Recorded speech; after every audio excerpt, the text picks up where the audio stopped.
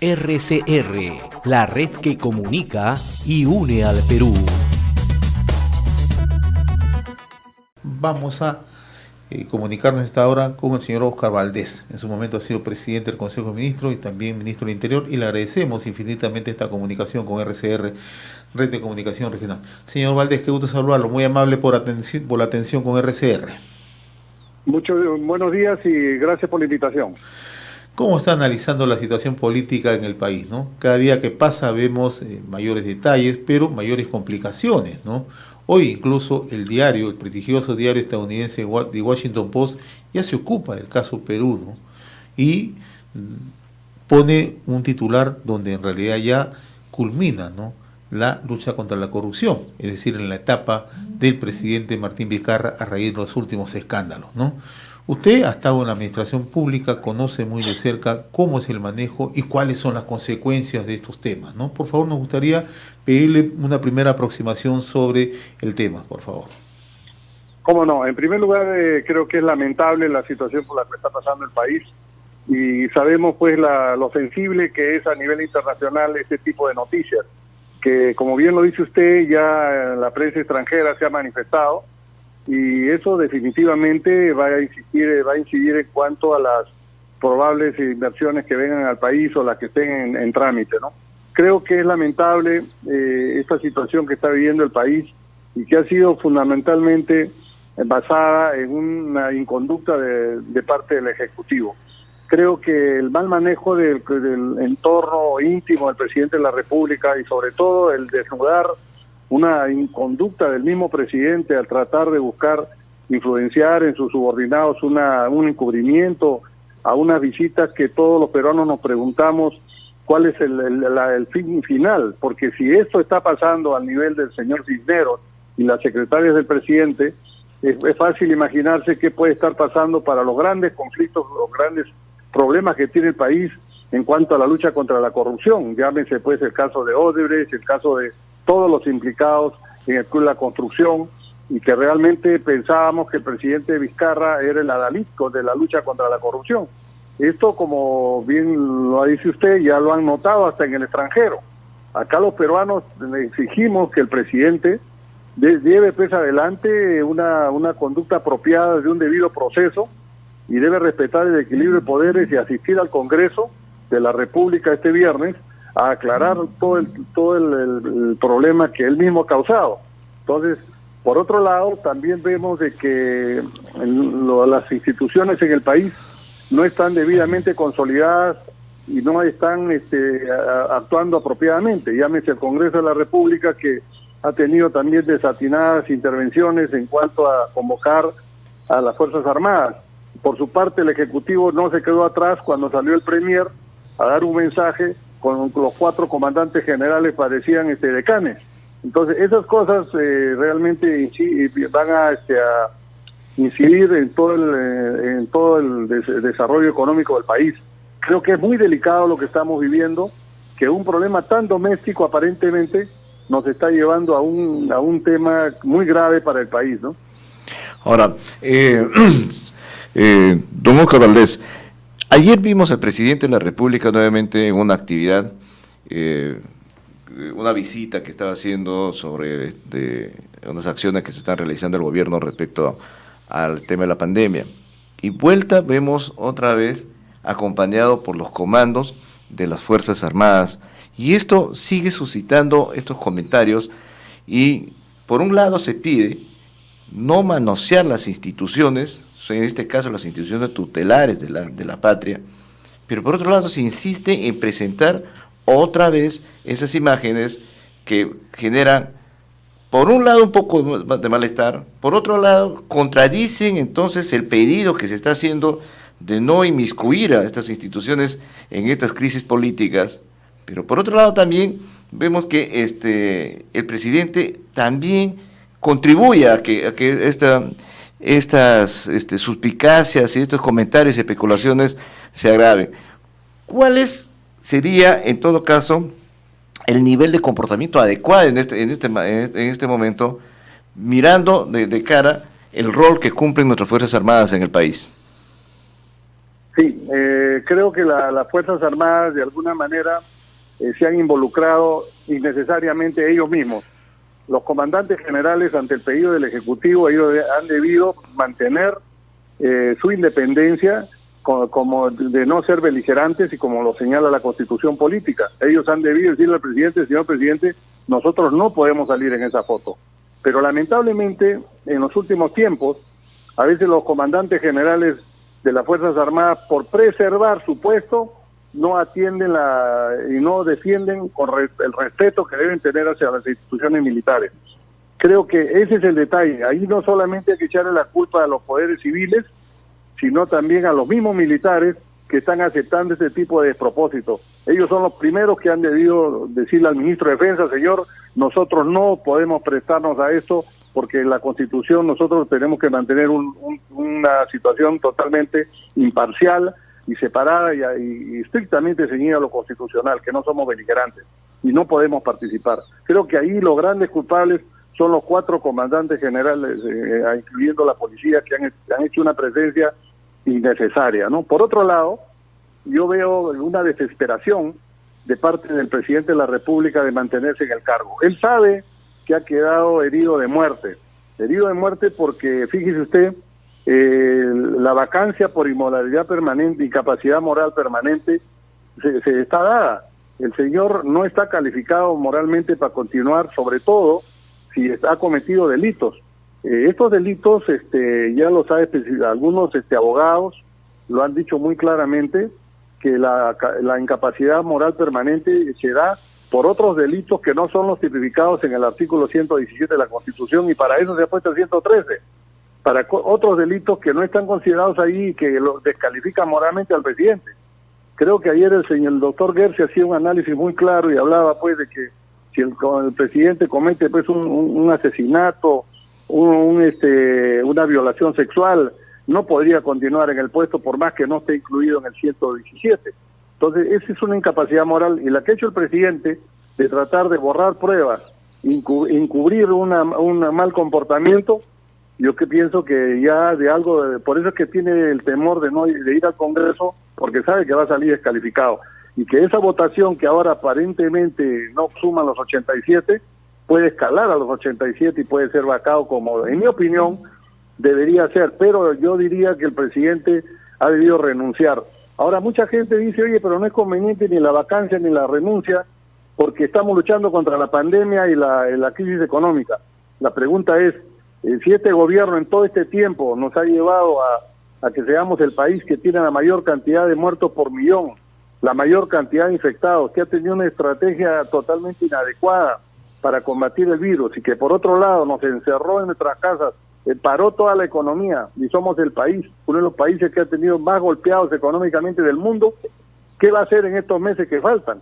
Cualquier otro presidente que ingrese, sea el presidente del Congreso, va a tener, y otros ministros van a continuar hasta que venga el nuevo mandato, el nuevo presidente que elijamos los peruanos el 21, y que realmente ese es el que va a reconstruir el país, porque va a encontrar un país quebrado y enfermo, ¿no? Ahora, el otro aspecto, señor Valdés, y se lo pregunto porque usted es un prestigiado empresario, hace unos días conversábamos con el presidente de Perú Cámaras, que es el gremio que reúne a todas las cámaras de comercio y producción en el país, con el señor Durán Chahut, ¿no? Y él mostraba su preocupación por el momento que estamos viviendo, ¿no? Sobre todo, 2 temas puntuales, ¿no?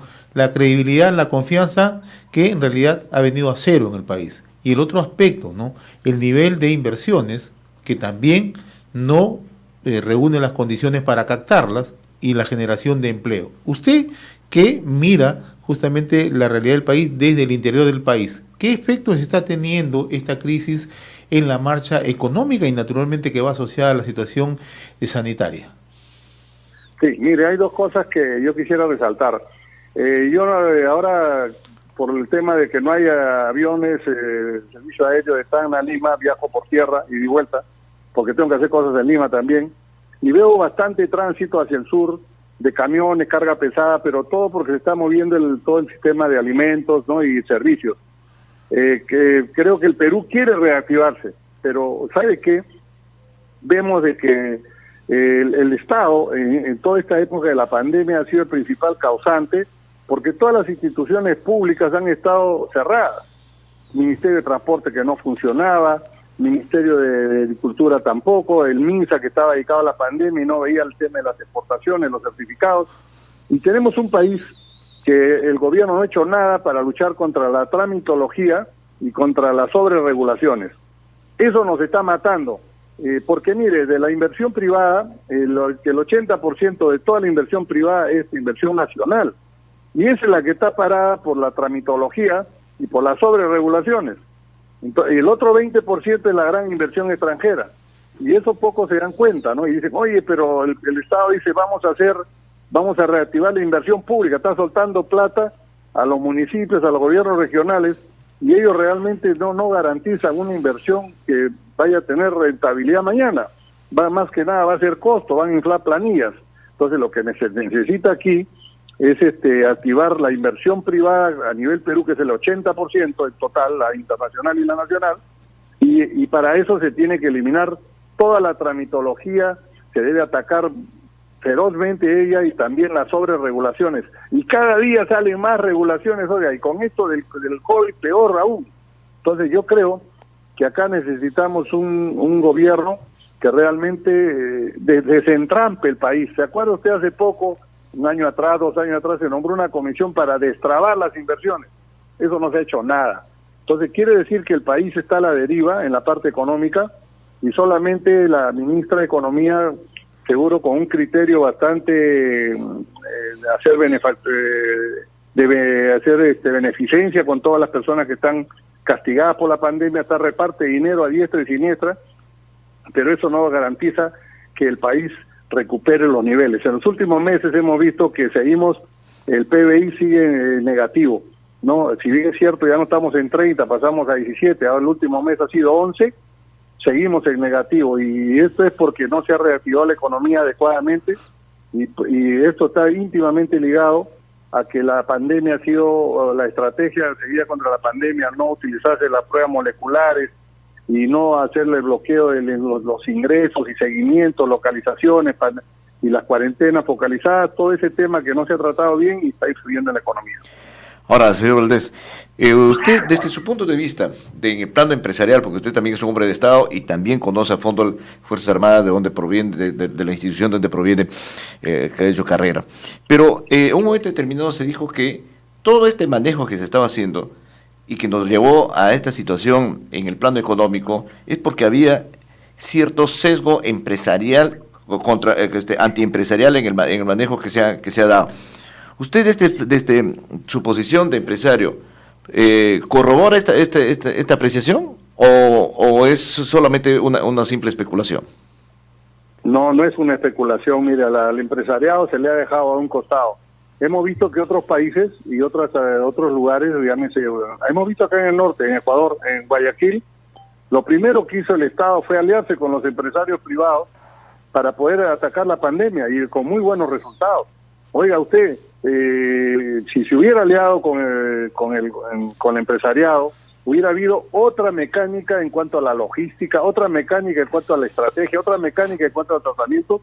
Lo que pasa es que este gobierno desconfía de los empresarios, y al desconfiar de los empresarios y cree que él puede hacerlo como Estado, y esto definitivamente hay personas que están en el gobierno que creen que le debe haber una mayor participación del Estado, cuando los peruanos ya sabemos que el Estado de por sí es ineficiente, es elefantiásico, es burocrático y necesita pues mucha gestión. Y lamentablemente en el Perú, en los últimos años, en los ministerios, hemos estado topando de gente académicos. Usted sabe que la academia es importante, es insustituible, pero lo que más importa es la gestión, y sobre todo en el Poder Ejecutivo, por eso su nombre de Poder Ejecutivo, porque es el que tiene que ejecutar los presupuestos, tiene que llevar adelante la marcha del país, y si eso se hace en la carpeta, eso no funciona. Ahora, usted también tocó un tema importante que coincide mucho con varios especialistas que nosotros en salud pública con lo cual hemos estado conversando acá en RCR, y es el tema de la forma como debería de enfrentarse esta pandemia, el manejo desde el punto de vista de la salubridad, el seguimiento, la detección, el seguimiento, el soporte medio que debe tener, y el cual no se ha hecho absolutamente nada en ese sentido. Sin embargo, vemos en las últimas semanas que hay diríamos, un publicitado programa que se llama el Plan Taita, ¿no? Y que se le ha encargado en gran parte a las Fuerzas Armadas y que se publicita bastante esto. Nosotros hemos estado entrevistando a autoridades de comunidades, autoridades de distritos, alcaldes provinciales, y le hemos estado preguntando cuál es la efectividad real de este plan. Y lo que nos dicen es, bueno, es una buena intención, se está llegando a algunas zonas, pero solamente se le hace alguna prueba. Cuando hay pruebas, no siempre hay en las provincias, se le entrega un kit de algunas medicinas y listo, y a su casa, y nadie se preocupa más si es que esa persona está con COVID o no está con COVID, y si está con COVID, cuál es su entorno familiar. Nadie más los visita, y ahí queda el famoso plan. Entonces, un plan bastante limitado. En todo caso, lo que se había planteado en un momento determinado es que se involucren en un rol mucho más activo de las Fuerzas Armadas en los temas de logística, en los temas de planificación, para llegar justamente con la cantidad de alimentos y con la cantidad de suficiente y a tiempo con el soporte para que esas familias que están vulnerables puedan tener, en todo caso, la alimentación en su casa, las facilidades allí para evitar la movilización, y de esa forma iba a ser mucho más efectivo. Pero tampoco se hizo caso de esto. Usted, desde este punto de vista, ¿cómo considera esta situación? Porque vemos que todo lo que se hace y se llama a las cámaras para hacer solamente una demostración pública de que si se traía trabajando, pero no estamos midiendo quizás la efectividad, salvo que nosotros tengamos una visión que no está acorde con lo que otros, en el caso suyo, por ejemplo, están mirando. No, sí, efectivamente, este es un caso totalmente mediático. Ellos están buscando aparecer ante la opinión pública nacional como que están haciendo gran cosa, pero los resultados no son los que realmente deberían ser. La Fuerza Armada tiene un rol. La Fuerza Armada, no nos olvidemos también que ya no tiene los efectivos que tenía antes, ¿no? Mucha gente dice, oye, hay que sacar el ejército a las calles, hay que sacar el ejército por plan, hay que sacar a la Marina, a la Fuerza Aérea, cuando nosotros mismos los peruanos eliminamos el servicio militar obligatorio, y de acuerdo a los servicios militar voluntarios, los efectivos con los que cuentan son mínimos. Entonces, yo pienso que no tienen la capacidad de las Fuerzas Armadas de la que pensaba tenían antes, por un lado. Por otro lado, el gobierno nacional, muchos se critica, y claro, dicen que muchos son generales después de la batalla, pero a la primacía de la realidad, hemos visto de que cuando surgió este problema en China, luego pasó a Europa, luego se vino a Latinoamérica, el Perú tuvo tiempo suficiente, sobre todo conociendo que teníamos un débil sistema sanitario, debió preverse, cerrar las fronteras, conseguir las pruebas moleculares que tengo entendido al gobierno le ofrecieron y no quiso, descartó, y hacer los controles en las fronteras a las personas que llegaban de afuera, hacer un control minucioso para evitar que el virus ingrese al país. Sin embargo, no, lo único que se hizo caso omiso a eso, se descuidó, se cerraron los vuelos internacionales y se optó por las pruebas serológicas, las pruebas rápidas, que realmente hemos visto ha sido un fraude. Entonces, ese es el tema. Entonces, pero hoy día ya estamos con el enemigo adentro, ya tenemos el problema que un enemigo invisible que nos está golpeando a todos, y lo que hay que hacer ahora, hay que retomar, hay que volver si quieren hacer ese plan Taita, deben hacerlo pues con mayor volumen, una alianza con los gobiernos regionales, los gobiernos locales, involucrar a todas las instituciones, para que se puedan hacer con pruebas moleculares y hacer un trabajo completo de seguimiento, aislamiento y tratamiento. Eso es lo que se tiene que hacer, y lamentablemente el gobierno insiste en continuar con las pruebas rápidas hasta que se acaben. Oiga, señor, si algo no sirve, párelo usted y compre pues las moleculares, que es las que realmente sí determinan, y ver sobre todo, después de eso, luego de localizar, en los diferentes lugares, articulados los 3 gobiernos, nacional, regional y local, involucrarnos todos a trabajar en la lucha contra la pandemia y también ir aperturando la economía. La fase 4 ya debería empezar, pero lamentablemente las 3 fases han sido con retrasos, porque ha habido también muchas inconsistencias y no había coherencia entre los ministerios en cuanto a los protocolos, y al final era pues una lucha de pulpo, ¿no? Entonces creo que esas cosas se tienen que corregir, tienen que ser cosas más simples, tienen que ser cosas más directas y debemos involucrar a mayor cantidad de gente, ¿no? Don Oscar Valdés, ha sido sumamente grato conversar con usted y le agradecemos infinitamente la comunicación con RCR, Red de Comunicación Regional. Que tenga buen día, muy amable. Muchas gracias, buen día, hasta luego. RCR, la red que comunica y une al Perú.